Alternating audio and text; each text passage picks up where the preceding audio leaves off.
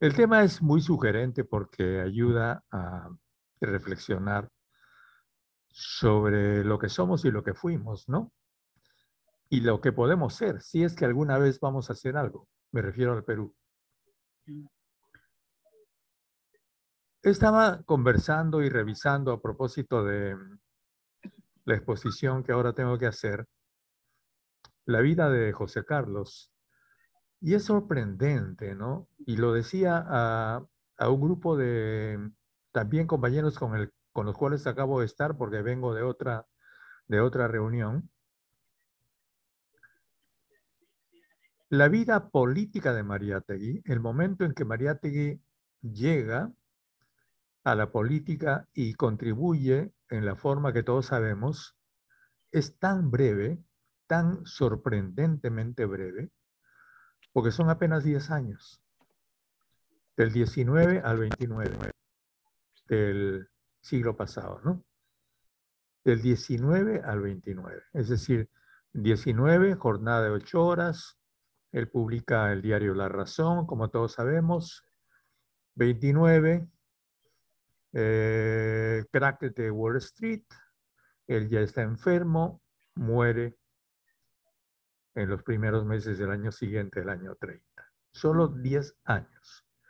En esos 10 años él está en Europa con un corto tiempo, un corto periodo en Italia, regresa y bueno, la historia ya la sabemos, lo que publicó, sus trabajos, también conocemos lo que él llamaba su edad de piedra, no necesito repetirlo porque son circunstancias y hechos que todos conocemos. Y mi primera impresión respecto de José Carlos y de toda su generación, porque no es el único caso.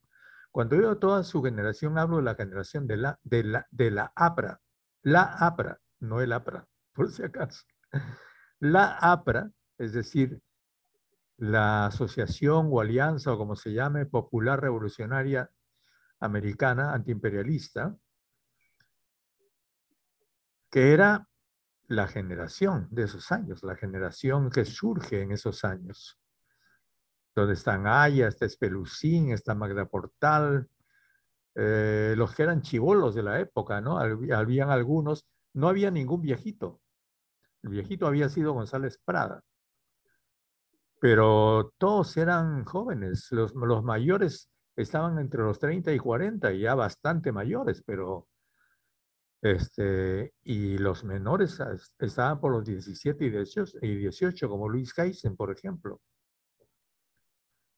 Qué brillante generación, qué capacidad para escribir, porque cuando uno revisa la correspondencia de José Carlos y la de Aya también, la de todos ellos, ¿ah? La de, hablando de los malos, ¿no? La de Rabines también, que también pertenece a esa generación. Qué manera de escribir y qué bien escribían todos. Qué bien escribían todos.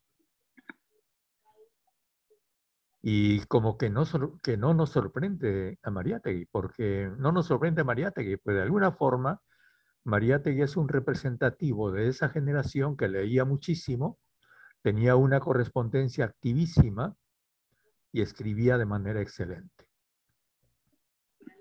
La mayor parte de ellos, por si acaso, venían de escuelas públicas, de colegios públicos. El Perú había tenido las reformas de los dos Pardo, de Manuel Pardo y de José Pardo, que habían sido muy importantes, estableciendo la enseñanza primaria gratuita, universal y obligatoria. Frase que hoy día no podemos pronunciar, porque si la pronunciamos van a decir que somos utópicos. Que el Perú tenga una educación gratuita, universal y obligatoria es una utopía que solamente sostienen los comunistas extremistas como yo y como ustedes. ¿No? Y en esa época era algo que la oligarquía estaba haciendo. Claro, todos sabemos que era una escuela castellana, que los indios no llegaban, todo eso lo sabemos. Pero habían colegios públicos cuya calidad se equiparaba a la de muchas universidades de hoy, en primaria, en primaria. Resultado de eso es Mariátegui. Entonces, empiezo por decir, Mariátegui es un fenómeno singular en la historia peruana, particularmente en la historia del siglo XX, pero no tan singular. No olvidemos a la generación de Mariátegui. También están los indigenistas anteriores. Es decir, toda la égida, que yo diría, viene desde la guerra con Chile. Es el Perú posterior a la guerra con Chile, que fructifica con Mariátegui. Y que el Perú posterior a la guerra con Chile, pues, viene con González Prada, con la vanguardia de la época, nombres que el Perú injustamente ha olvidado, muchos de ellos, ¿no? Pero que fueron así. Entonces, cuando este joven va a Italia, encuentra el socialismo, se convierte en socialista, en marxista, y retorna al Perú con una fe, como él decía. Cuando él dice una fe, no estamos hablando de cualquier marxista, porque también reconozcamos que Mariátegui es un hombre formado en Sorel y en Nietzsche, no solamente en Marx.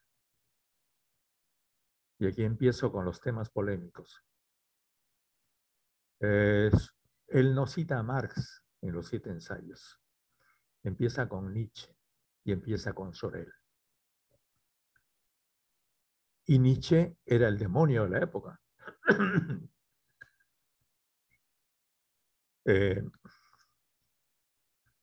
Era un discriminado en el mundo filosófico.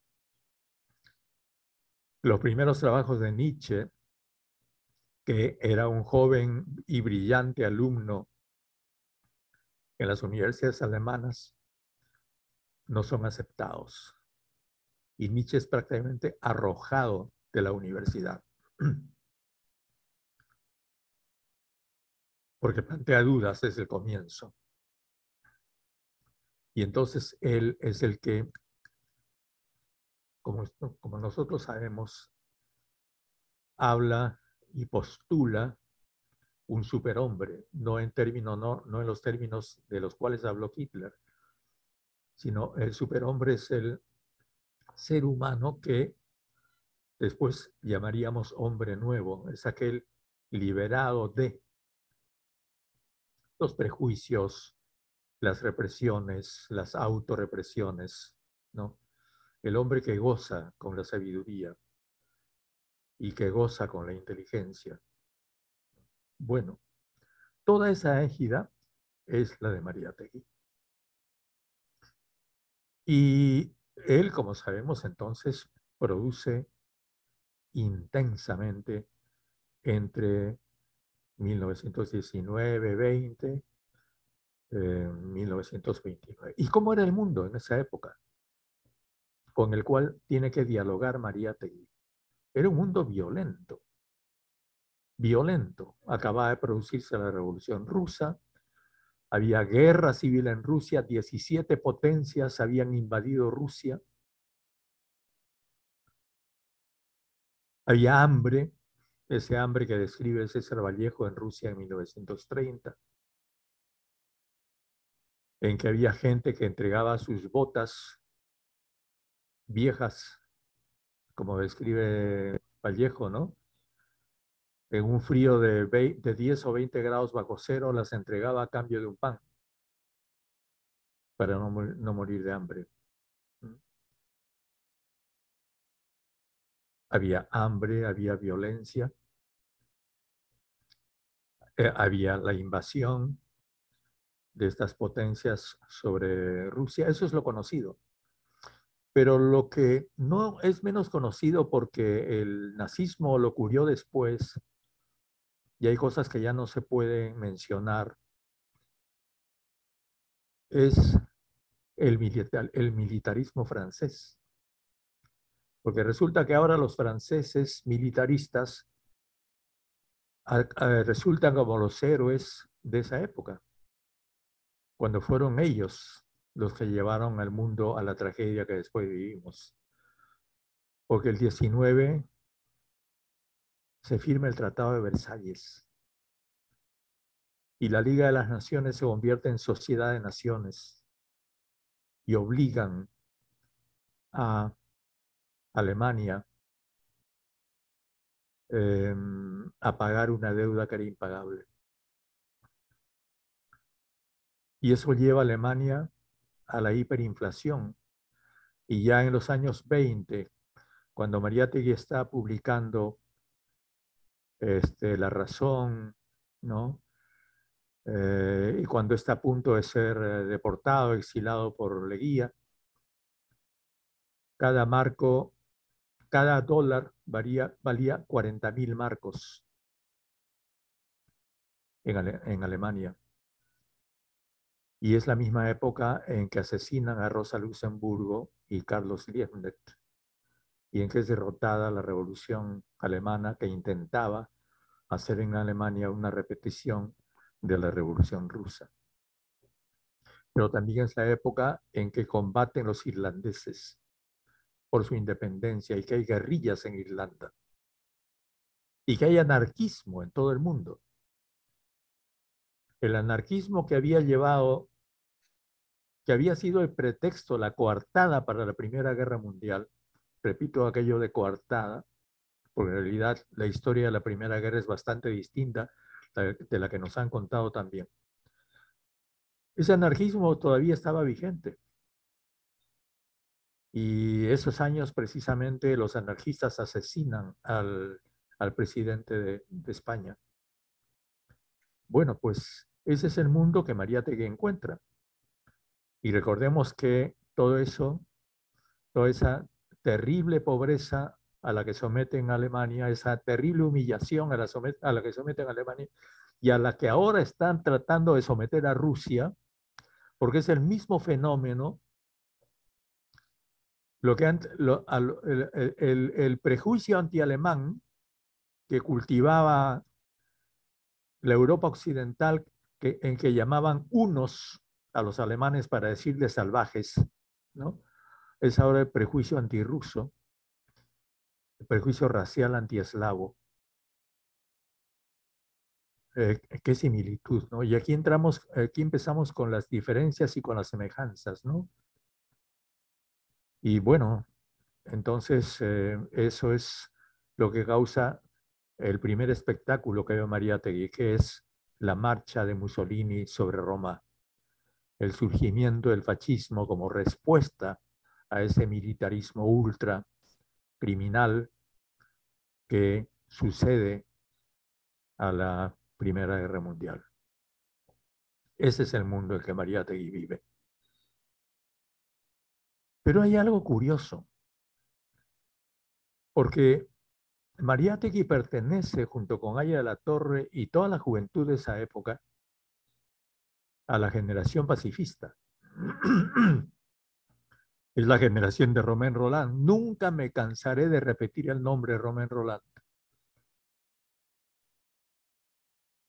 que organiza la gran red intelectual mundial de claridad, Clarté, y que es el francés que valientemente se opone a la campaña antialemana en Francia. Y yo quisiera ver otro Romain Rolland que en Francia o en los Estados Unidos se oponga a la campaña antirrusa. Este habla valientemente y le cuesta muchísimo, lo aíslan, lo persiguen, pero funda esa red. Y Aya de la Torre y Mariátegui pertenecen a Claridad, a la red Claridad, Clarté. Y por eso es que Mariátegui dirige Claridad, que publica unos pocos números en Lima. todavía muy joven. Estamos hablando de jóvenes, muy jóvenes, no de gente como nosotros. Y por eso también, siguiendo la égida del anarquismo, como todos sabemos, Aya de la Torre funda las Universidades Populares González Prada, en las cuales enseña Mariátegui también y da sus famosas conferencias. Esa es la historia ya conocida.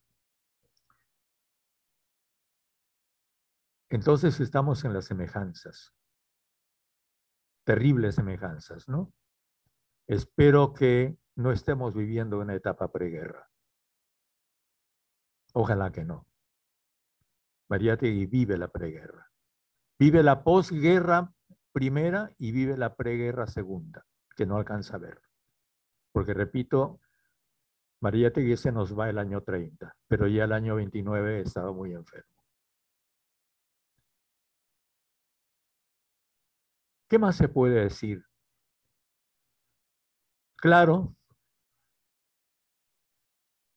entonces Mariátegui empieza su trabajo periodístico, como ha dicho Lozanao, su preocupación por peruanizar el Perú, pero también su visión del Perú. Y entonces se encuentra con un Perú que viene de la guerra con Chile, como repito, y que como fruto de esa guerra con Chile es un país que ha descubierto a los indios después de 300 años de coloniaje o más. ¿Y cómo los descubre a los indios en la guerra con Chile? Porque resulta que los indios son los únicos que combaten. Mientras todos se rinden, liderados por Cáceres, el Taita Cáceres, los indios empiezan a derrotar, los guerrilleros indios, los montoneros indios empiezan a derrotar a los chilenos y los hacen arar a los chilenos. Los chilenos sufren, piden chepa. Los chilenos son los que piden la paz, es lo que la historia no nos enseña. Los chilenos son no es el Perú el que pide la paz, los chilenos piden la paz. Ya no soportaban esa guerra, no podían sostenerla. Sus soldados morían por millares en las quebradas persiguiendo a Cáceres, porque recordemos, era un país sin caminos. Apenas había empezado, estaba ya el tren, pero apenas había empezado, la carretera prácticamente no existía.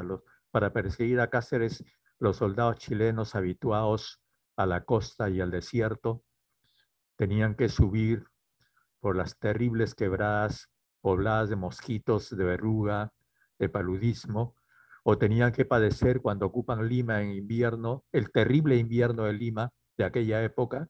Ahora no lo sentimos mucho, lo sentimos, pero no tanto. En la Lima de aquella época, que era la Lima de la tuberculosis. La tuberculosis acaba con ellos. Ahí están los periódicos de la época que van informando el comercio de la época que es ocupado, o el comercio es ocupado, pero es reemplazado por otro periódico, van informando de las enfermedades que sufre el ejército de Chile. Entonces es el clima peruano y la gente peruana de arriba, no la de abajo, porque el almirante Montero se dio el lujo de no librar una sola batalla, estaba tranquilito en Arequipa, los que derrotan a Chile. Y esa gente que derrota a Chile es la gente que forma la generación que da como producto a González Prada. De ahí salen los líderes de las 8 horas.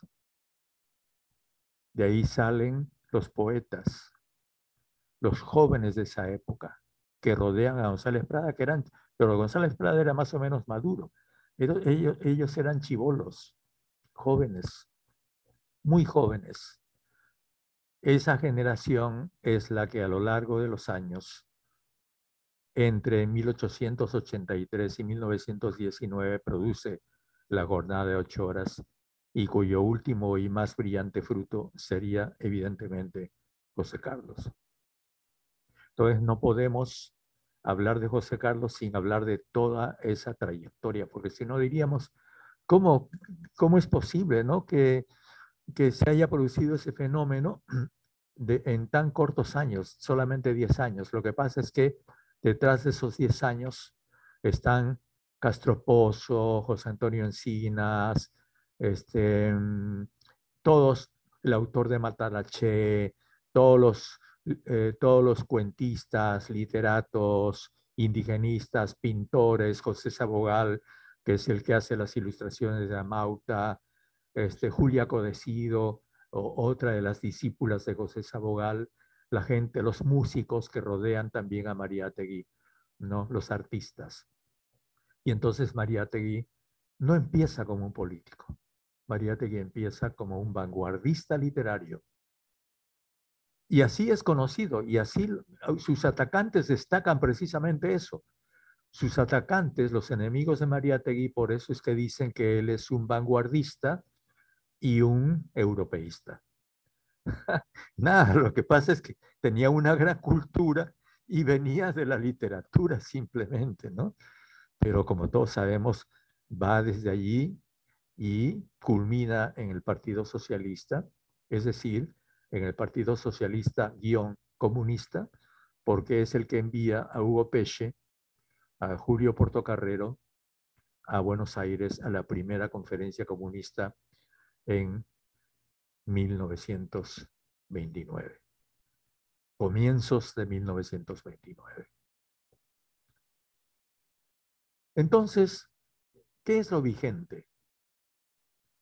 Empecemos, yo diría, desgraciadamente, lo vigente es el ambiente belicista que se está produciendo nuevamente para peligro, ¿no? Una visión, un escenario sumamente peligroso. Luego, ya sabemos, los temas de los 7 ensayos, ¿no? Bueno, pues la economía, Mariátegui señala que es una economía capitalista y que esa economía eh, con rasgos, según decía, pues feudales, por supuesto, todos lo sabemos, y que esa economía debería ser repensada y orientada hacia un socialismo, y aquí es que Mariátegui, como todos sabemos, recupera el aporte de Castropozo y de otros indigenistas vía la comunidad campesina, cosa que no es aceptada en la conferencia de Buenos Aires, ¿no? Eso lo sabemos. Pero eso es lo que él dice. El problema del indio, que según él repite lo que había dicho ya González Prada, ese problema de la tierra, hay que solucionar el problema de la tierra, hay que acabar con el latifundio, hay que repartir la tierra. El problema de la educación, ya sabemos, polemiza con Villarán. Villarán es el que postula la educación capitalista como un gran aporte, que sería la SUNEDU de la época, ¿no?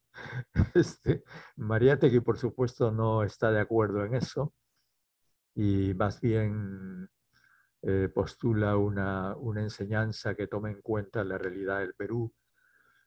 Y la realidad del Perú, pues, significa lo que ya José Antonio Encinas postulaba, es decir, el indio, una vez más, el indio, la formación del indio, la educación del indio, la educación en quechua, en aymara, en los idiomas nativos.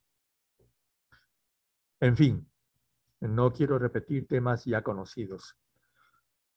¿Por qué quiero avanzar más? Que serían los temas no tocados por Mariátegui. Por supuesto, él apenas se avisoró el gran tema del calentamiento global, ¿no?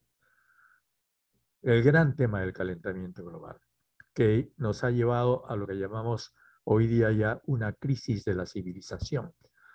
Porque hoy día ya no solamente estamos hablando de la crisis capitalista.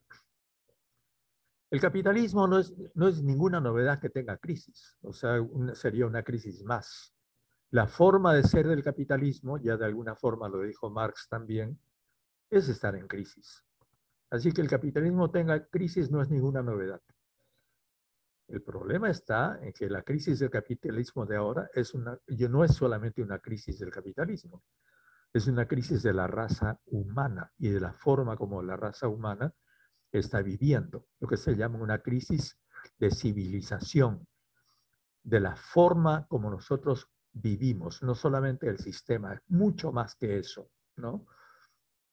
Y por tanto, eso supondría un nuevo ensayo de Mariátegui sobre ese tema, ¿no? Mariátegui fue bastante, sobre todo en su Edad de Piedra, eh, tuvo una aproximación bastante humorística, casi sarcástica respecto de las mujeres, a pesar de que grandes mujeres ya existían en esa época. Recién la historia peruana está recuperando el enorme rol de las mujeres desde los escritos de Flora Tristán, porque Flora Tristán es la que, y alguna vez me he referido yo a ese tema, descubre, por ejemplo, a las rabonas. Él ve a las rabonas, ¿no? Las llamadas rabonas en las guerras civiles, que de rabonas no tenían nada porque iban a la vanguardia. Las que la historia llama rabonas iban a la vanguardia. Eran la vanguardia de los ejércitos, las que preparaban el campo de batalla, las que aprovisionaban al ejército, a los ejércitos que combatían en la guerra civil, ¿no? Y las que morían con sus maridos. Iban con sus hijos, alimentaban, eran la intendencia de la época de los ejércitos, el hospital, todo al mismo tiempo. Flora Tristán destaca eso, pero después también, como he repetido, como he dicho, serían las grandes combatientes en la guerra con Chile, las montoneras, porque no hubo solamente montoneros, como dice la historia, hubo montoneras, empezando por la esposa de Cáceres, que menos mal que está en el panteón de los próceres, merecidamente, ¿no? Y bueno, y las que sucedieron, porque el gran feminismo peruano sucede también a la guerra con Chile. Y esas mujeres que se meten a la educación, que se meten a los periódicos, que se meten a escribir, ¿no? Son muy mal recibidas, son mal comprendidas. Algunas de ellas tienen que salir del Perú, sobre todo las caceristas, porque recordemos que la república que Basadre mal llama aristocrática, porque de aristocráticos no tenían nada, lo primero que hacen es perseguir a los que habían peleado por la independencia de Chile, ¿no? Entre ellos las mujeres. Muchas de ellas tienen que salir. Sus imprentas son incendiadas.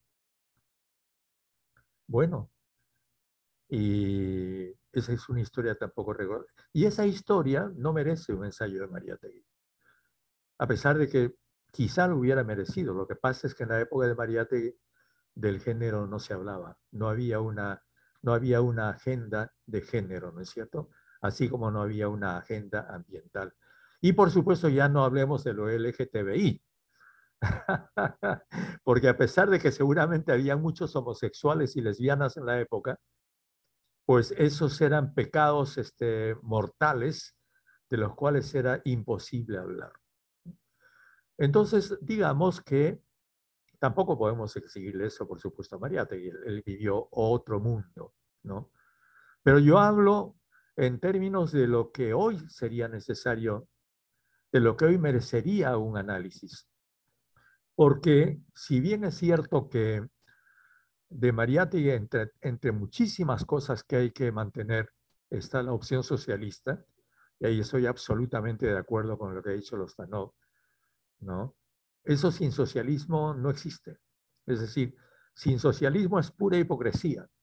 Si no haces una sociedad realmente democrática, democrática no solamente en la política, sino democrática en la economía, estás hablando de nada, pero también es democrática en género.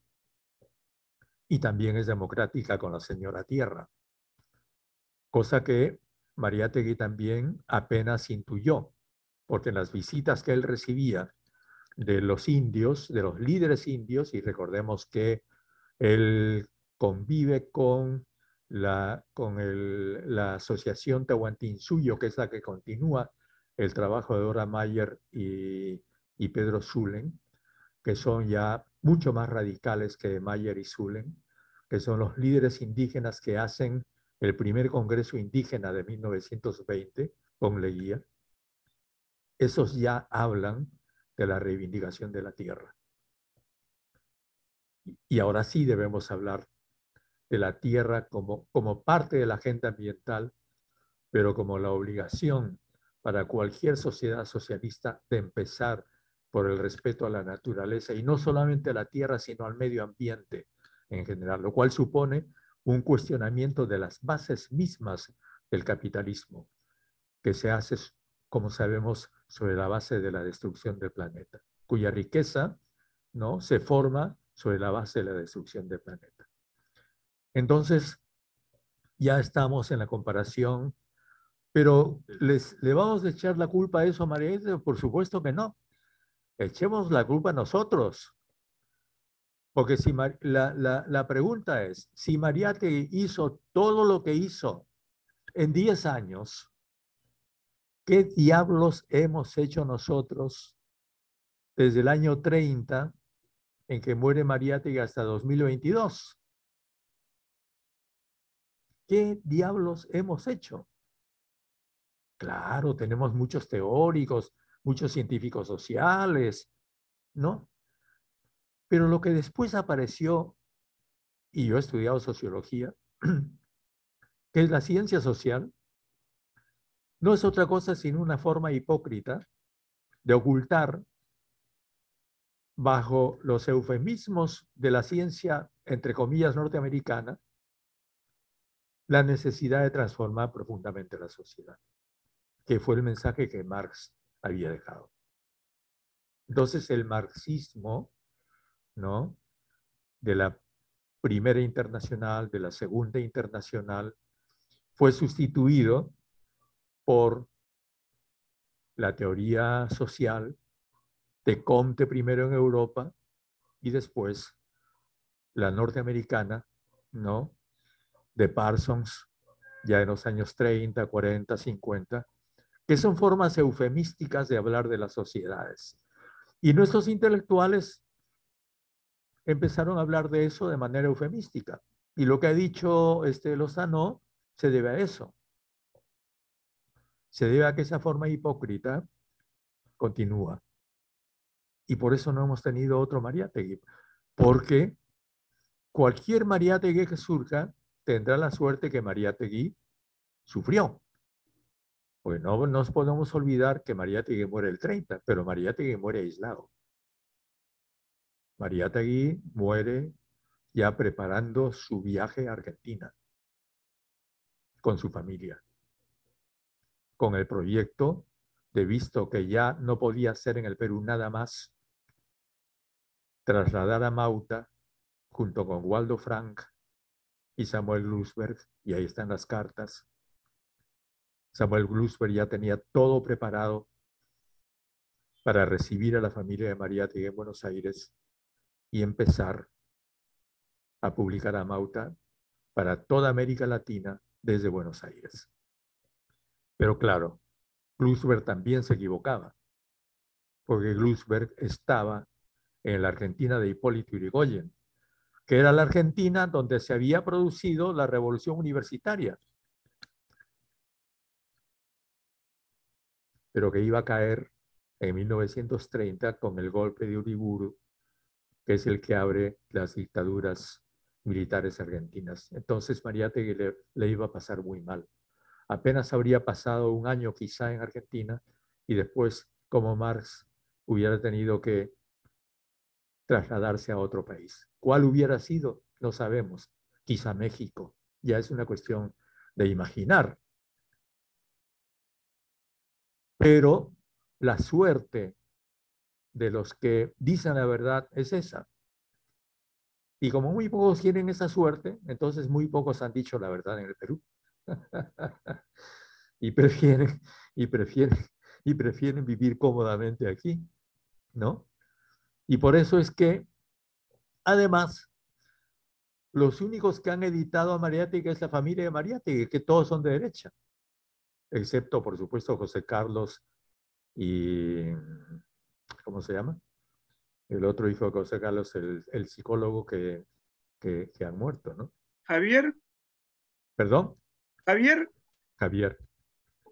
Y pues, pero Sandro, un hombre de derecha, ¿no? Fue el que más esfuerzo hizo en publicar a Mariátegui. Quizás sin Sandro no conoceríamos a Mariátegui. Miren las paradojas de la historia, ¿no?